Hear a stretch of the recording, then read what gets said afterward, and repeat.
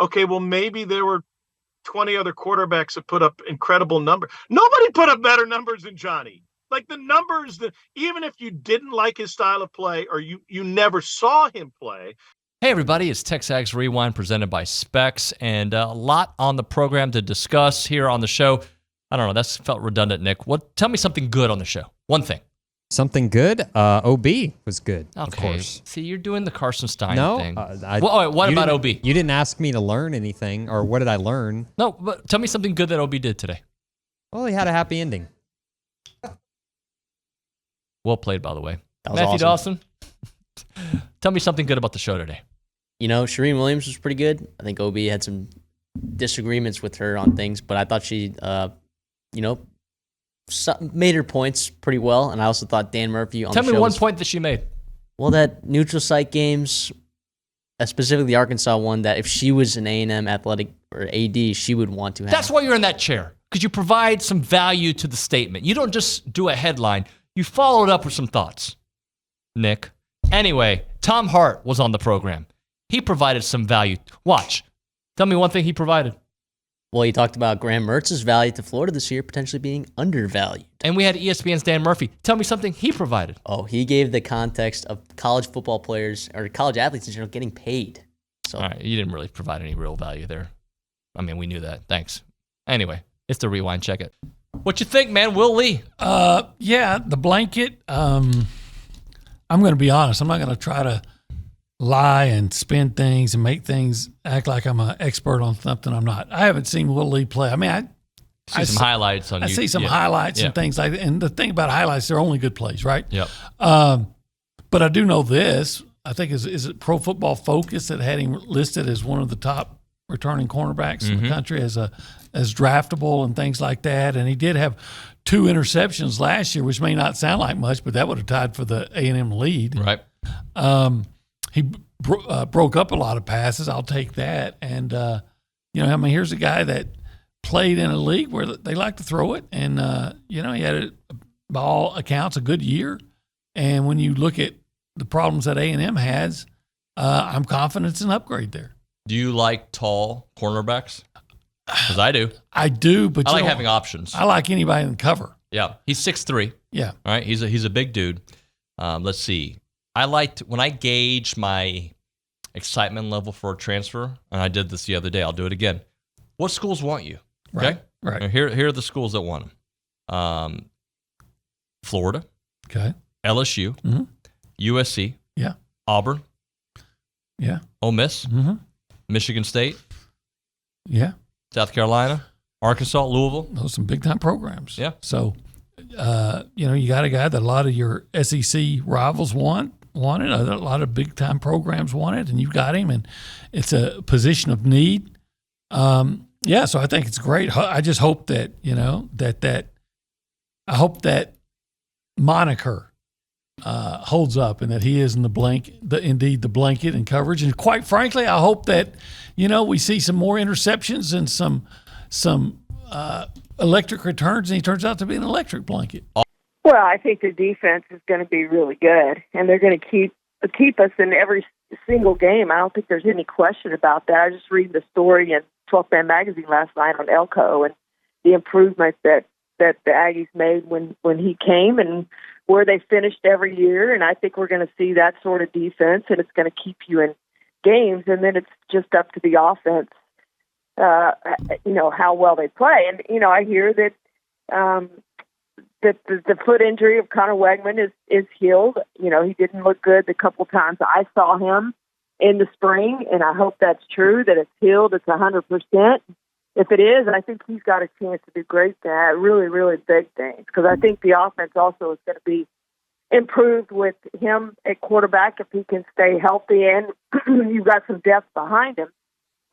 But just what Colin Klein's going to do with that offense. So, but I do think the defense is it's going to get back to the wrecking crew days, and they're going to keep A&M in every single game that we play, and it's just a matter of what can the offense do to score more points than the other team, because they're not going to give up a ton of points. I wouldn't expect. So that's what I'm most excited about. I think is to see that defense. And I don't know how you block all those defensive linemen. I just think they're going to be in the backfield constantly, and I hope that's the case.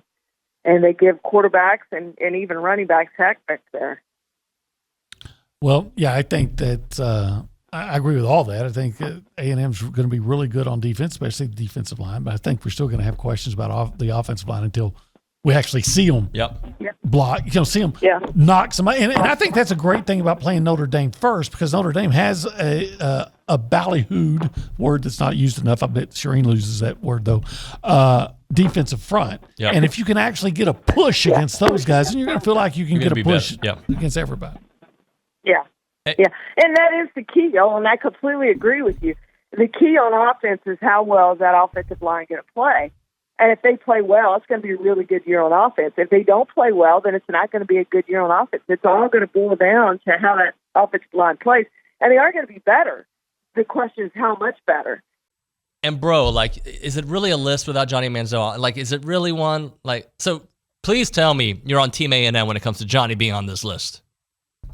100%. But let me give some background to it. Like, Bill does an amazing job with the numbers. He's an analytics guy. I don't know if he embraces that definition, but in my mind, an analytics guy who is numbers driven and knows how to sort the numbers. And therefore, as you started saying it, I'm thinking about it. I'm giving consideration to, okay, well, maybe there were 20 other quarterbacks that put up incredible numbers. Nobody put up better numbers than Johnny. Like the numbers that even if you didn't like his style of play or you never saw him play and weren't familiar with his, dashing bravado in the backfield, and you just looked at the numbers stand by themselves. So that is, I haven't read the article. Now you've motivated me to go look at it. I am, once again, a simple-minded man. I get confused by the easiest things. I'm kind of like an unfrozen caveman. I don't get it, but I promise to look into it. To me, and by the way, I don't know who I want to take off that list because there's an argument for all of them. I just know that Johnny's on there, right? Like 100%. And to me, it's the stats are one part of the conversation. Also, he transcended the sport. He was bigger than the sport and I keep saying he can walk anywhere in the country and people know who he is. I don't know if Ndamukong Suh, who was number one, who by the way should be on the list, could walk anywhere in the country. People, hey, Ndamukong. I don't think that happens. No, he changed a program. He changed college football. I don't think, by the way, if you just think about where we are right now, if the 30 for 30 on NIL doesn't necessarily start with Johnny, but he's a big part of it. Yep.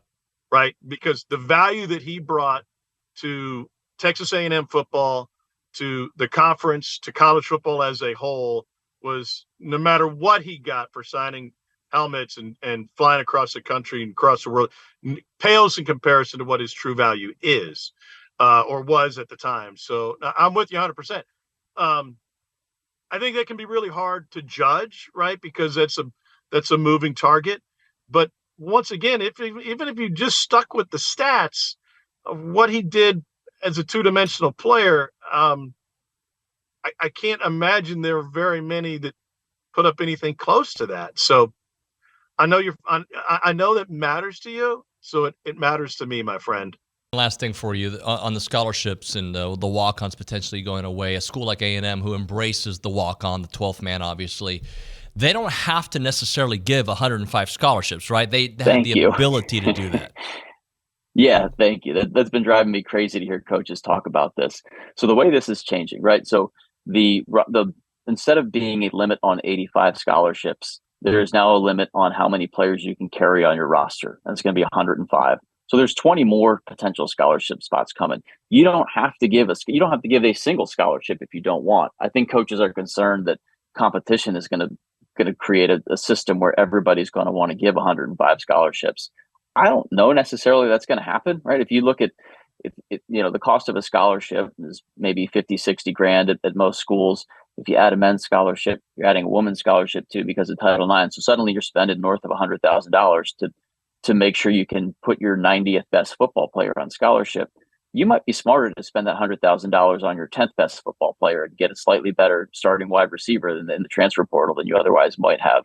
So I think if not having walk-ons is a really important part of your culture and you want it to be, then just save 10 spots where you don't go recruit 105 kids, recruit 85, recruit 95, and save 10 for the kids on campus to come try out. And then if they're good enough, throw them on scholarship too. And then you still have the same culture of the walk-on who came from campus and the place for a real student to come on and be a part of the team.